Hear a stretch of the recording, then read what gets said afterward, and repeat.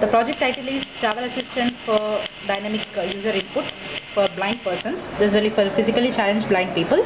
So the main aim of the project is for the blind person in order to guide him regarding the locations where he is currently stored here. And here you are going to have in this module GPS, which is the input to the entire unit, and this is your microcontroller motherboard. This is the interfacing for input and output. Here the output module is your LCD screen and also the voice module. So here using GPS module, every location can be stored inside the controller. So here you have like two kind of buttons, one button for the location 1 and one button at this location 2. So when you make this kit go to the current location, so that location can be fed using this one location button.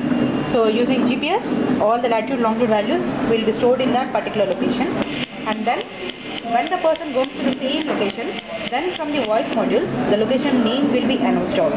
So this is your APR 9600 voice module, in which we freely recorded the voices. So based on that particular voice which has freely recorded will be announced out when the location has been reached. In this way we can easily dynamic user input. We can give the voice locations as an input.